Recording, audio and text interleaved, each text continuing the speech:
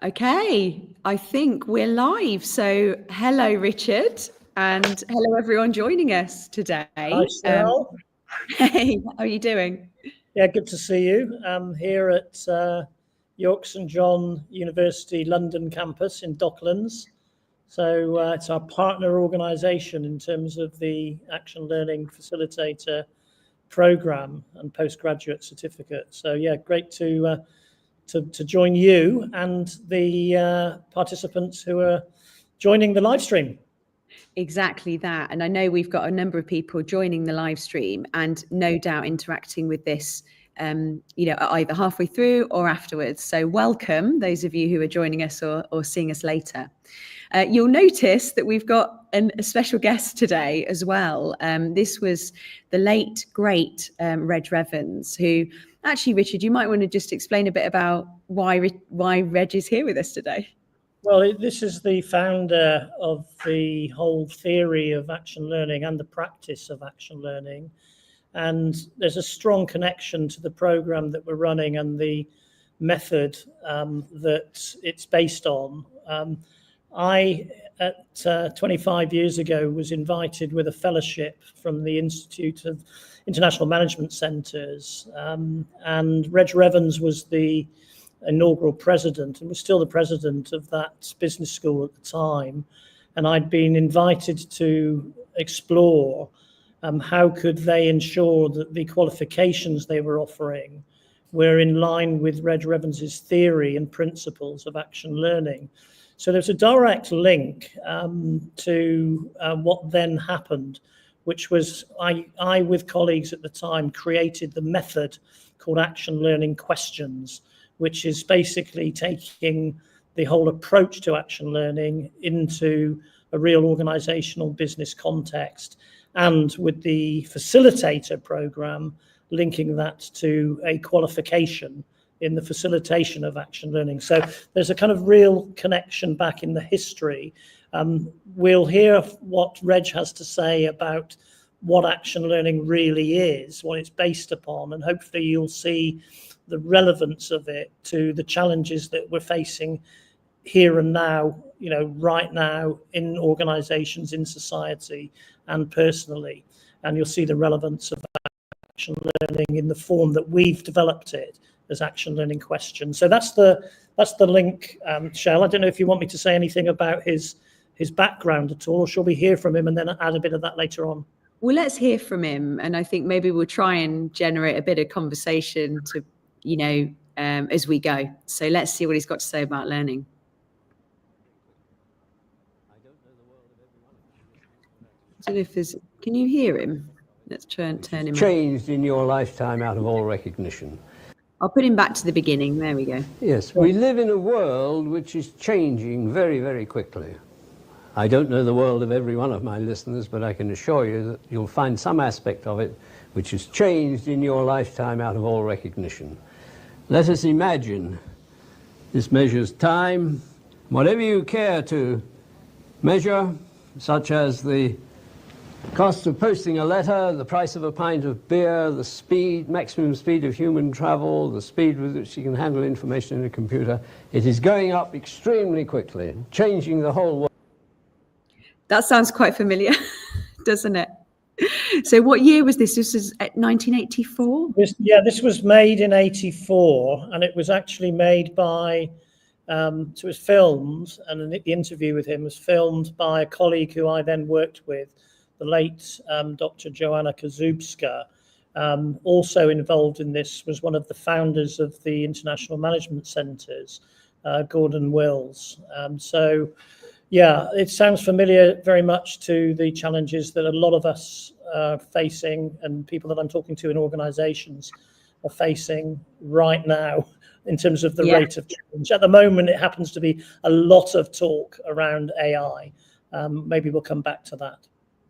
Yeah, the rate of change and the rate of competition, I think nowadays, that I've read a lot lately that's kind of saying that, once super intelligence comes into our portfolios, really the role of kind of copying or repeating the same things is going to be gone completely from business, and it's going to be all about creating new things. And so the focus nowadays is ruthless innovation, isn't it? So let's hear some more, about his views on learning. World with it. And all of us are trying to survive somewhere in that world of change at this time. Here, T. And how do we deal with change? We deal with change by learning. We have to handle things tomorrow which we knew nothing of yesterday, and so forth. So we have to learn. And you say, well, learning we all know about. You go to school to learn. Somebody teaches you something. But a moment's reflection will tell you that what it is you're being taught in the school is something that was known yesterday, probably printed in a book, might have been known 2,000 years ago. And you cannot deal with a rapidly changing world merely by knowing what is programmed from the past. You must also develop a capacity for asking intelligent and useful questions. So that's interesting, this kind of role of questions in the model from Revens. Might be interesting to hear what questions are on your mind at the moment, Richard. Well, yeah, I took, when I originally developed the action learning question method, I took the message from Revens here and said, how do we actually create a system around questions? And that became called action learning questions, and different variations of that have been applied in different business and government and societal contexts over the years.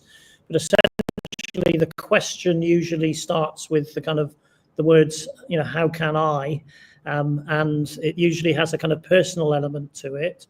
So how can I personally learn or do something in service of is usually about what's the context. So for me at the moment, big question that keeps going around my mind, and I keep discussing it with people, and there's no playbook to go to on it, is how can I support the innovation and development of AI and how that plays into the context and the practice of action learning.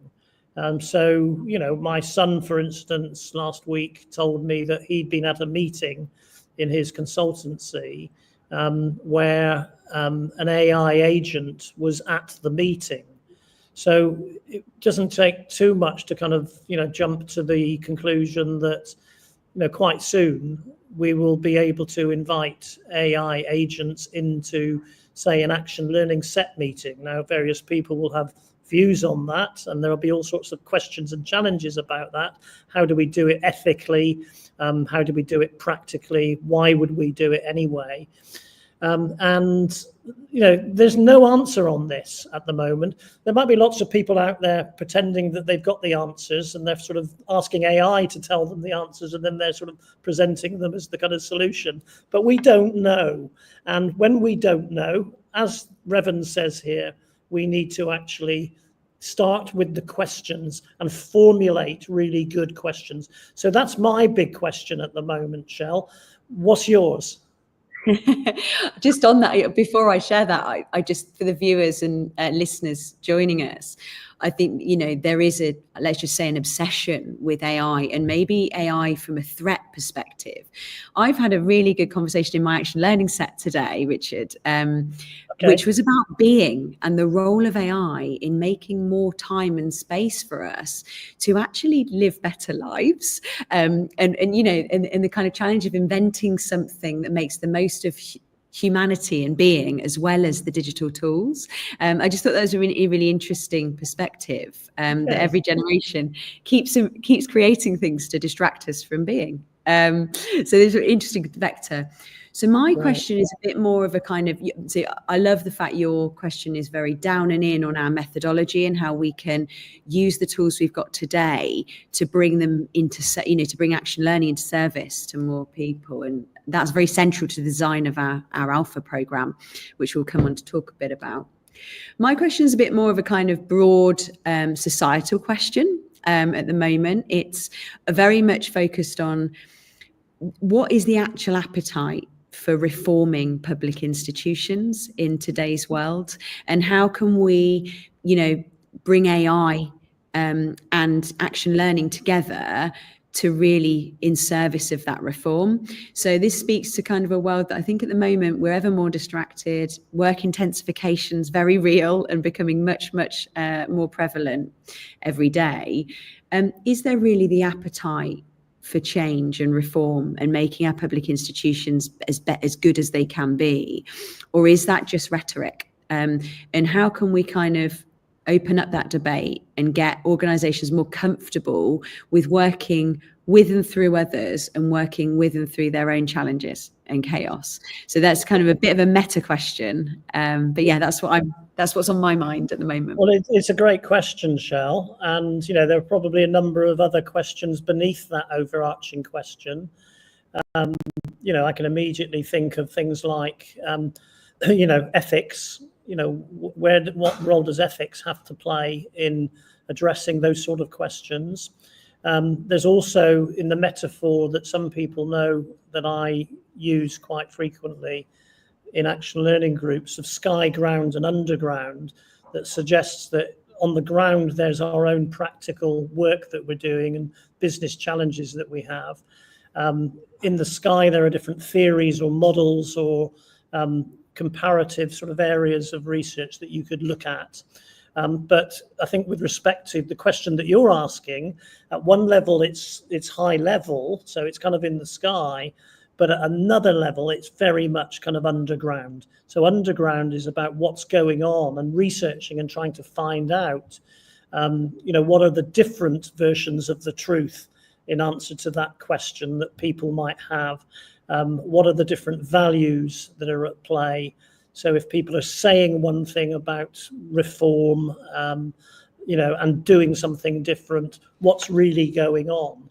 And action learning and, action learning facilitators will learn, how to work with this interplay between the real sort of challenges you're working on at ground level, but drawing on sky, and also digging, if you like, underground to work out what's going on underground. If you ignore all that stuff that's going on underground, then what happens with beyond the metaphor in reality is you have kind of disruption at ground level.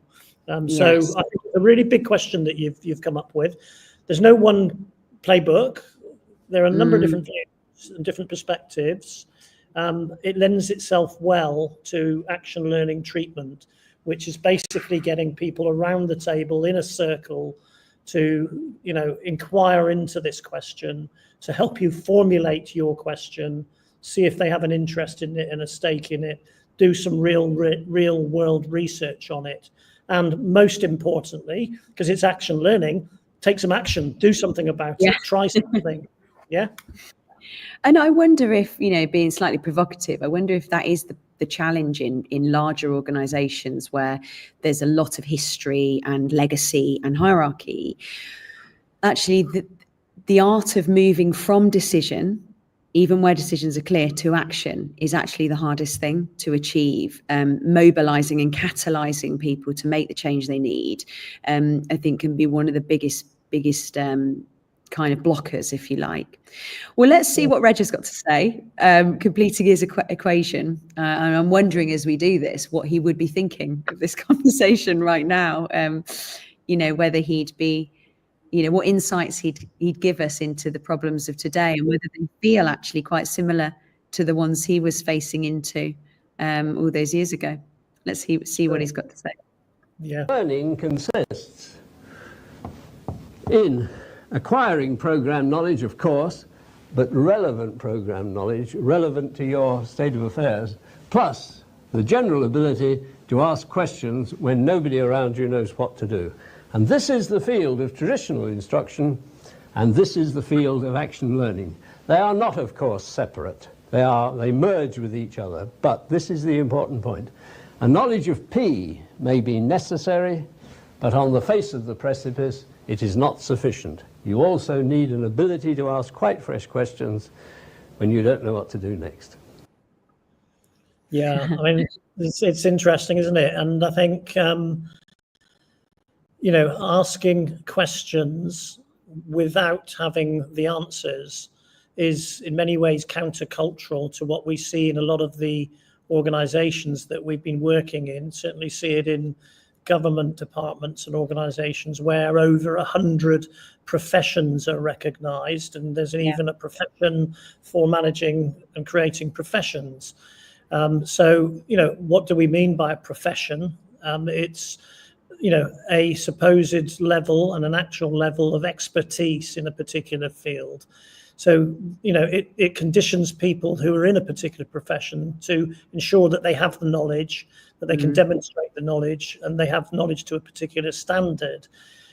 Whereas action learning says we've got a problem and we don't know the answers. There's not a playbook to go to. Nobody's tackled this question before.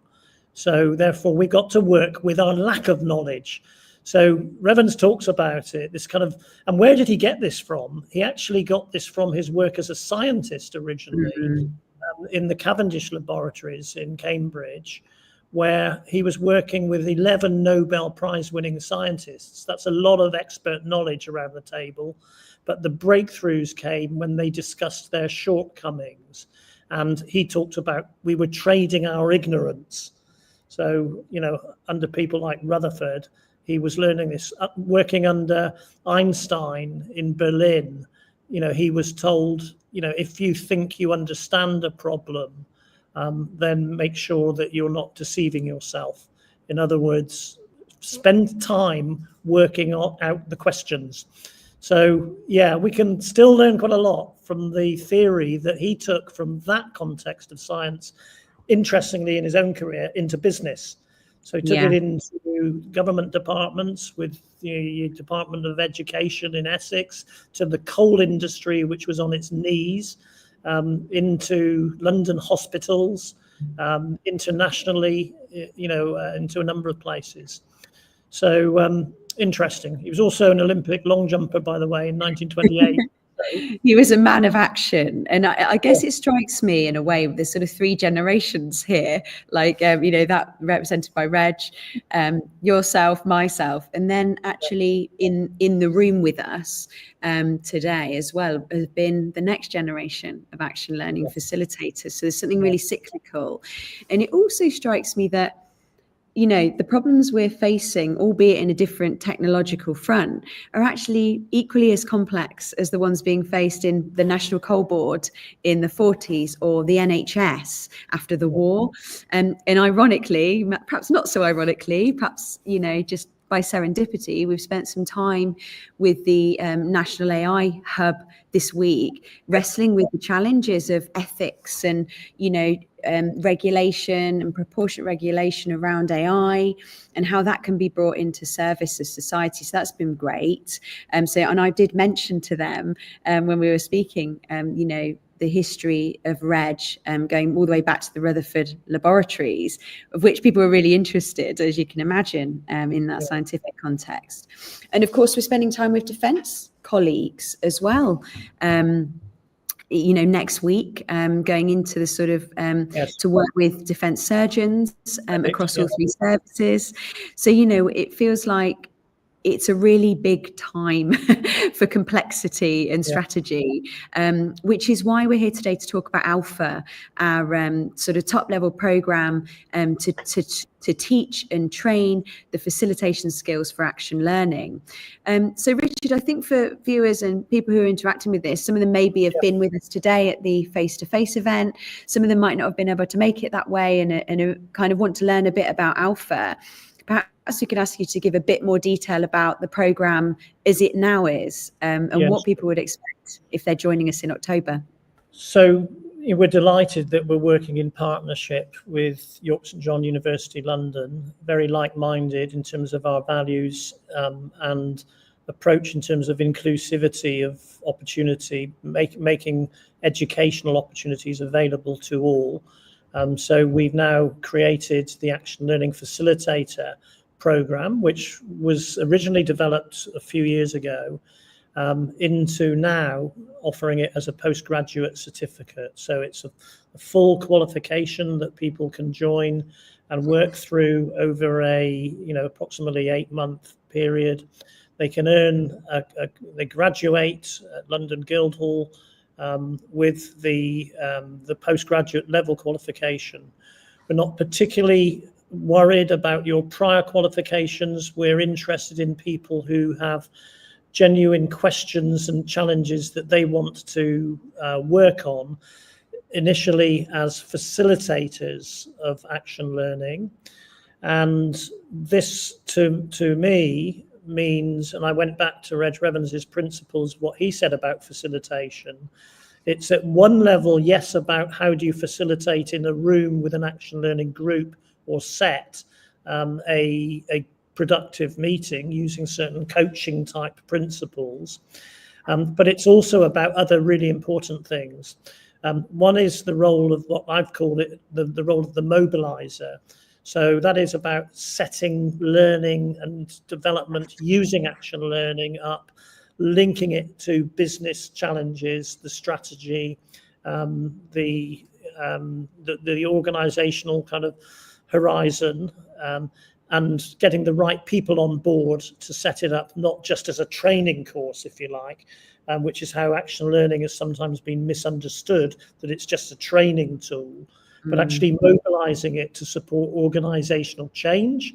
So that's the mobilizing role, the facilitation role that I talked about in groups, and then what we talk about in terms of the role of a learning catalyst, which is where it's been working well, spreading that kind of, to other people. In fact, of course, bringing people together in a group as an action learning group of facilitators for this program is about catalyzing it, creating more people who know about it and such like. So yeah, we've got a great qualifications structure where people bring to the qualification their own context and their own challenge. So we've got a robust scaffold, if you like, which is you come along, you have a number of meetings with a group of other facilitators, you practice being a facilitator, you learn some of the content really as well, the program knowledge, as Reg referred to it, about action learning. You do something for real within your own business or your own organization or with your own clients. And you learn with a group of other people. That's the structure essentially, and there's kind of obviously a significant overlap and connection with coaching, mentoring, and some of these learning relationships, which I see as connected rather than separate. So you use coaching type skills in a group context in action learning. So it's for anybody who's kind of maybe, they're in a change role, in a facilitation role, in a leadership role, who, or even developing their own business, who might want to join with some like-minded people, but from diverse backgrounds. Yeah, great. And to bring it to life a bit, I mean, you could use me as a bit of a case study, because when we first met, I had been facilitating in all different spaces, whether, in business, in the military, in, strategic planning for 20 years, but I'd never really experienced action learning, or certainly in the way that we would know it through action learning questions. And I started doing my own action learning question, Richard, as you know, and now I'm a kind of fully fledged facilitator, if you like, and joining now, at that sort of meta level, then facilitating facilitators, and it feels like a natural progression, really. And we've got great examples actually with us today of other people who've experienced the action learning facilitation process. I don't know if you wanted to share a bit around their experiences, some of the participants from our first cohort. Yeah, sure. So, we've had a number of people who have joined the program with an idea as to what might be their question as facilitators, who the more that they have built trust and relationships with the learning set and the cohort, and the more they've probed into their question, it's actually led them to realise that their inquiry really is about something quite personal. It's about, my career and where do I go next in my career, but also what do I want to do with the rest of my life, which sounds like a pretty profound question, but actually they've got a safe place and space and group of people to be able to explore those sorts of questions. We've had an interesting case of, with one participant on the ALFA program who was in a science role, was looking to their next career move, and before making the move into another organization, went on maternity leave, had a baby, and networking with a number of other parents, realized that there is a real opportunity here to add value amongst parent networks and groups by introducing aspects of action learning. So she has introduced that to learning groups and also to the parent groups, and also has used the whole understanding of action learning to help her move into her next, great new leadership role elsewhere. Yeah, and I'm thinking about another one which got huge social value. So a colleague, long-term kind of link and colleague of ours, who's had a career transition from being in a big organisation to actually thinking about opening a social value business that really makes the most of that kind of second career and actually restores some work-life balance, which is absolutely brilliant. Very personal question, but creating something in service of society. So, I think for anyone thinking, is this just about, learning professionals or someone who's in a coaching trade? No, this is very much personal and business driven action learning. Yeah, maybe we should say a little bit about how we've evolved the program, Shell, learning from the various cohorts that we've run. So the latest version of it, which is going to be introduced to the program delivery starting in October, we've made some kind of quite innovative changes, which you might want to kind of just mention. Yeah, happy to. So I have a background in learning architecture, and I've got a real passion. If you ever look me up on LinkedIn, you'll see I have a real passion about creating spaces that are safe to share. And often that can, the way that manifests in how I design is experiences, like lived experiences, and trying to replicate lived experience. So our 4 workshops for ALFA are based around experiential learning. So we heard Reg talking about the P, the program knowledge. We're finding some really ingenious ways of getting that program knowledge across. So for individuals coming on the program, they'll be interacting with AI agents. They'll be interacting with, read-write learning, but actually the work is the way they interact with the theory is kind of self-curated. So we're quite excited about that. So that's the back end. And at the front end, we've got some really interesting experiences kind of lined up as well. So we've moved away from a kind of traditional, what I'd call sort of the MBA model of M-level learning, to actually that's kind of generally based on case studies, to actually getting people in the room experiencing facilitation and work operating in the modes you mentioned, Richard, of Catalyst, and facilitator and mobilizer of action learning. So wherever you are in the kind of process of action learning, we're going to get you actually working on it live with your cohorts. The whole thing culminates in quite an interesting experience. So we have a strategic experience, which is based on our strategic orbits exercise, which we're really excited about. Unique design of a tabletop strategic game, which is a really kind of immersive facilitated experience. And then we roll on from that module into a real playing experience where part of the assessment, formative assessment, is actually about you doing you as a facilitator based on everything you've learned over the 6 to 8 months you've been on the program. So a lot more action-based, a lot less traditional, and a lot more accessible. So we're all about lowering the barriers certificates, to like those kind of more traditional forms of education that you'd recognise at M level, and just being about turning up with the lived experience you've got, turning it with the prior education and experience you've got, and just really learning whilst doing. So it's kind of trying to be as true as we can to the principles of action learning.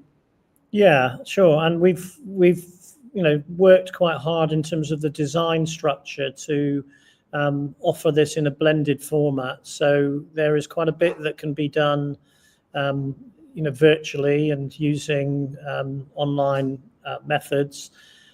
We also encourage people to meet in their learning groups or sets face to face as much as possible. You've just come out of a meeting where you had some people, it was hybrid actually, you had some people online and some people face to face. So we're kind of flexible in that sense, and also reflective. So because the program is about learning and creating the capability to help other people to learn through an action learning approach, the participants on this program reflect on their own experience. There's a bit of a double duty thing going on where you're experiencing it yourself, but you're also then learning how, working out how can I make this work in my organization. The other thing to mention, I think, is a key role for the university is module 2, which is where there's a focus on self as an instrument of change, and encourages people to look at models of coaching, to look at themselves in terms of their own needs, as if you like a coachee, with support from the resident coaches at the university, as well as actually developing those coaching capabilities, whether it's individual or team coaching, with their own clients. So for me, this is the really exciting aspect of this, that we're getting a synergy or catalyst, if you like, through bringing our own backgrounds and educational expertise. And I know a lot of yours, Shell, has come from your experience in the military and crisis response, education, etc., and my background around leadership and learning in a business context, and then the university's experience and expertise around education. It's a good blend, I think.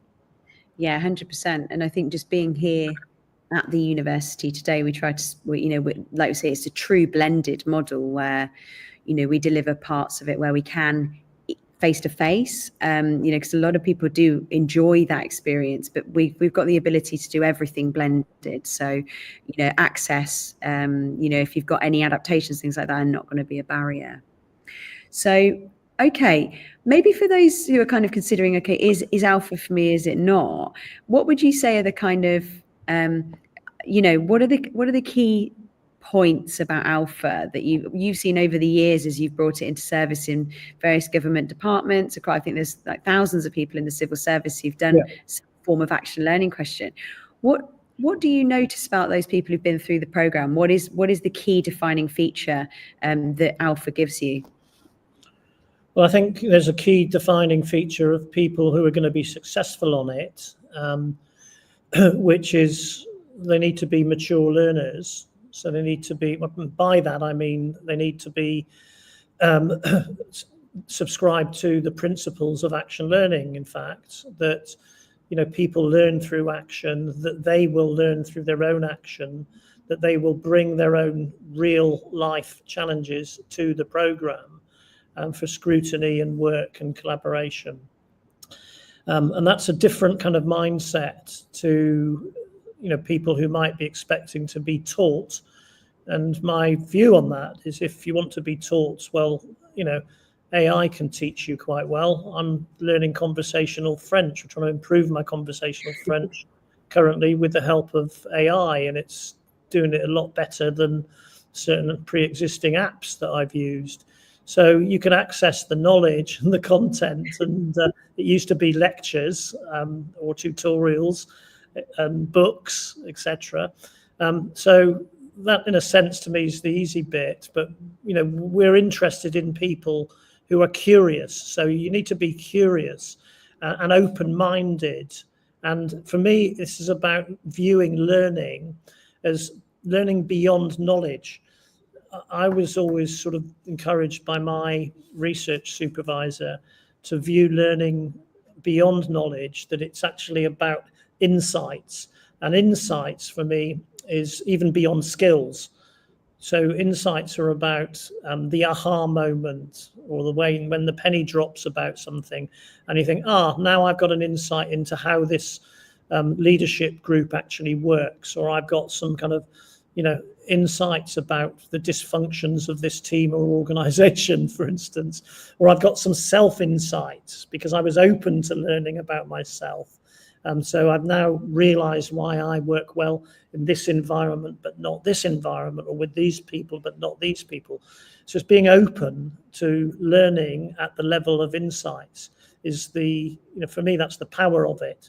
But you need a bit of that kind of mindset when you come into it. If you want to be taught content and knowledge about action learning, well, we've got 40 articles in the Action Learning Library. You can just go and read those.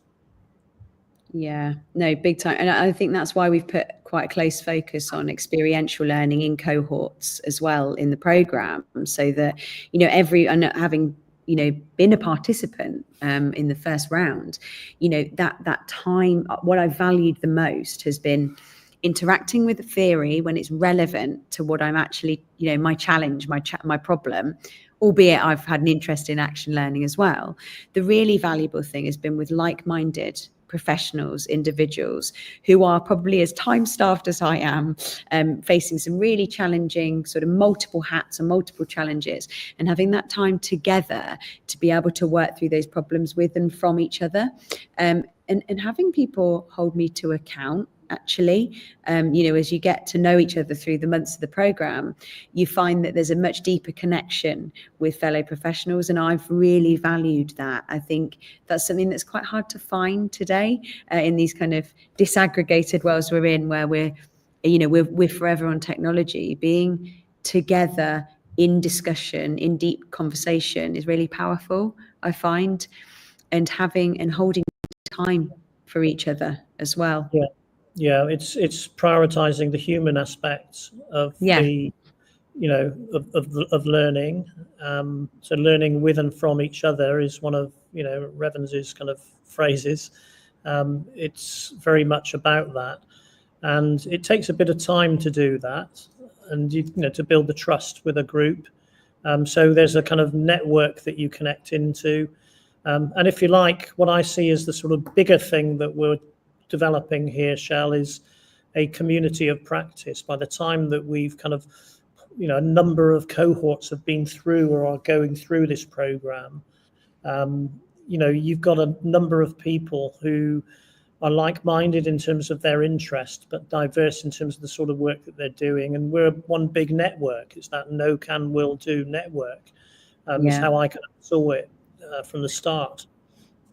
And actually, that's growing really quickly and rapidly. We've got this great sort of movement starting around know, can, will, do, and obviously it's been around for a while, but actually we've got more of a digital presence now than we've ever had, and we've got a social presence as well. So we're meeting later for drinks at our sort of spiritual home, the Royal Society for the Encouragement of Arts and Commerce, of which we're both fellows. So if anyone would like to join us and talk further about ALFA, action learning, or just generally kind of riff over some a nice drink of something, and what questions you're facing, you're all really welcome. You'll see linked to our LinkedIn, there's kind of timings for the rest of our day. So for those who are sort of watching and interacting with this, Richard, and want to know a bit more about the sort of practicalities of ALFA, it might be worth just sharing sort of what's the application process, what are the dates, that kind of detail for people. Yes. So if you go to actionlearningfacilitator.com, that will take you onto the website, which is basically the whole program summarized there, in terms of how you apply. The start dates, 13th of October, which is an online induction process. And then we've shown various months for different activities. We haven't nailed the actual dates because we want to consult the participants to make sure they're not excluded. So we will decide those once we've got the cohort established. We've got a number of people now interested in joining who will have registered their interest. So on that website that you can now see in chat, you will see a button there for register your interests. Click on that.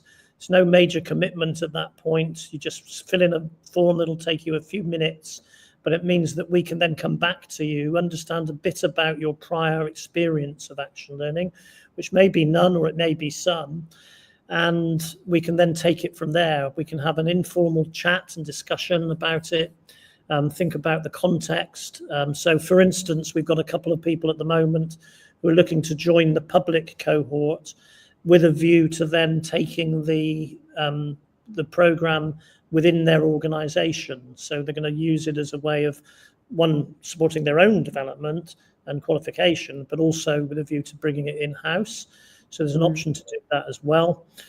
So that's the process. There's information up there on dates, on the structure, how much time to expect. It shows the scheduled time, but you might also be wondering how much time does it then really take in terms of extra time that you might be spending to give the most that you can to the program. That will depend on you, really, and you do find people working on questions that are relevant to the work that they're doing, and therefore that's not seen as extra beyond their job. It's actually, if they choose their questions well, it's seen as kind of supporting them in terms of their job to do things around action learning of high value.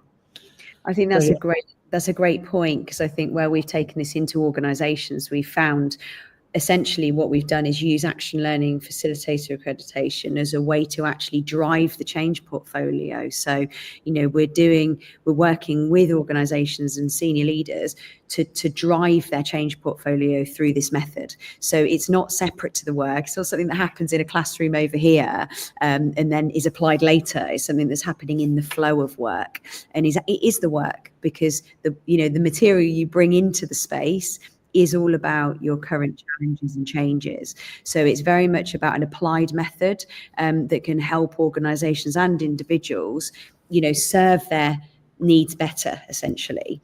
Okay, cool. So, and just for those, I'm conscious some people might be interacting with this, Richard, in bigger organisations and looking to do something on a macro level. What would you say are some of the appealing points about action learning versus other methodologies that they might seek, for example, coaching or, leadership, traditional leadership development? What's the difference?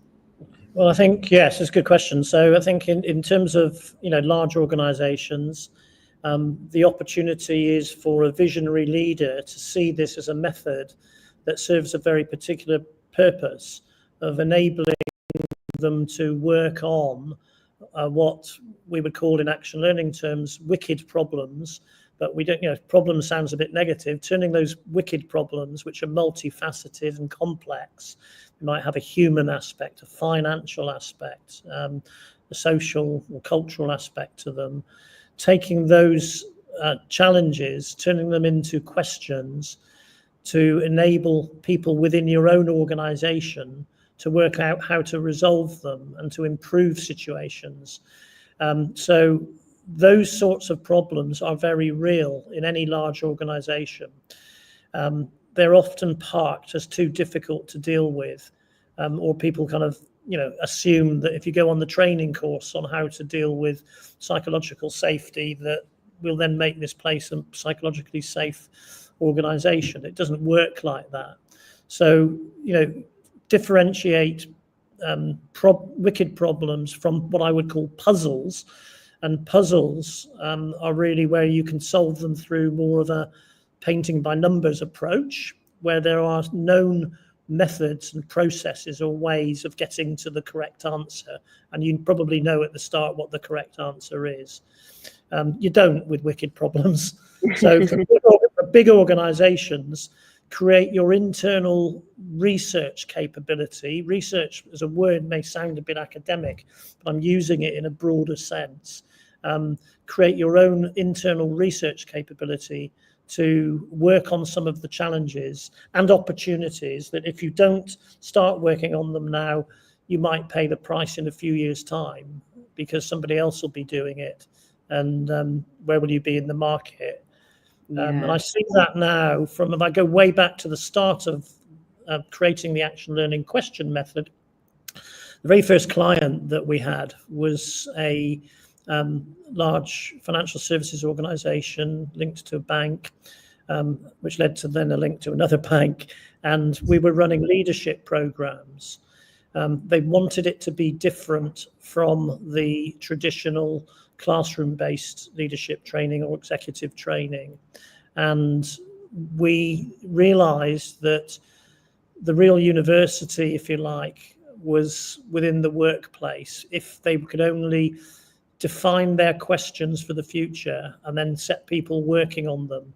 And they were dealing with questions like, what do we do about our problem with bad debt, which was a big thing at the time, or what do we do with our branch networks? Well, I'm now kind of, 20 years on from this, and I see a lot of the changes that have happened in that particular sector have come from those sorts of questions that were being tackled, way back then. Well, I wonder if that's kind of a really quite profound place to leave it, because if you look at some of the questions we're facing today, climate change, the climate emergency, polarization, we've had I see whilst we've been in the room, we've had a high profile resignation in government. There's forever deeper polarization between attitudes, parties, cultures, culture wars, and culture clashes. The problems aren't getting any less. So bring it right back to what Reg was saying, comrades university, people who are in trouble can learn with and from each other. They can help each other out.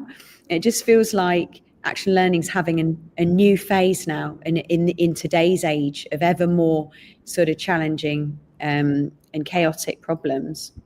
Yeah, I agree. And I think that, you talk about polarization, it's become a big thing at a macro level and, a governmental level.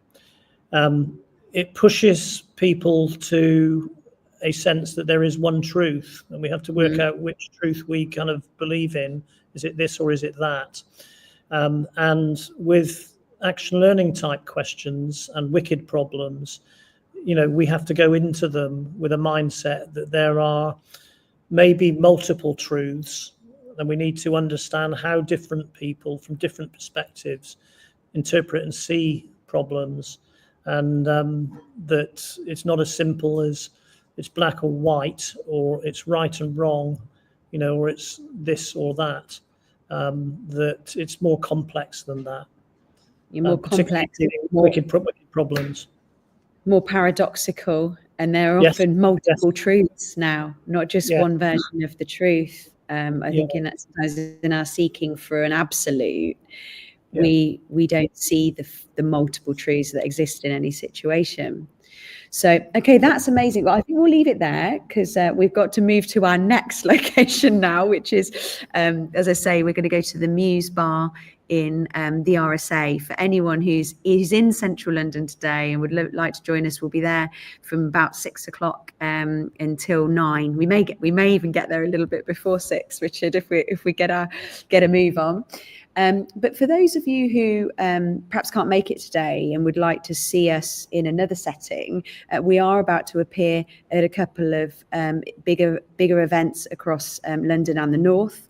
So we will be taking part in the Westminster Insights Conference on AI in the public sector. on the 25th, isn't it, of September, Richard? We're really excited about that appearance, where we're going to showcase our strategic orbits exercise to public sector. So that's really exciting, and tell some case studies about that. And we'll also be appearing at the Manchester Tech Festival the same week. So for those of you who are going to be up north interacting with that, please do join us either in person or on some of the online events for that. And Richard, we're around London a lot, aren't we? So we, you know, obviously our relationship with the university brings us into London a lot. Yes. We love to engage with people in our sort of extended network when we're coming into London as well.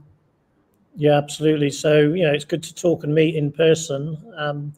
So, you know, very open to just, you know, lining up a meeting, maybe at RSA or elsewhere. Just sort of make contact and let's see where it goes.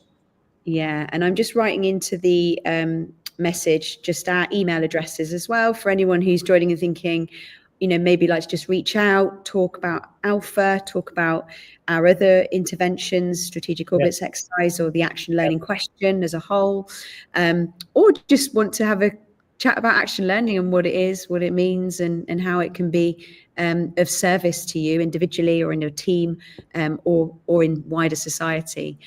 So Richard, it's been fun. Really good to see you. Looking forward to seeing you in real life soon. I'm just type your email in as well. In fact, I'll leave it at that because you'll be able to see that you'll be able to see Richard's email on the website, and we'll look forward to seeing some of you later. And for those of you interacting with it on a Friday evening, enjoy your weekend, and we look forward to hearing from you soon. Thanks very much. Thanks, Shell, and thanks all. See you later. Bye. Richard. Bye, everyone.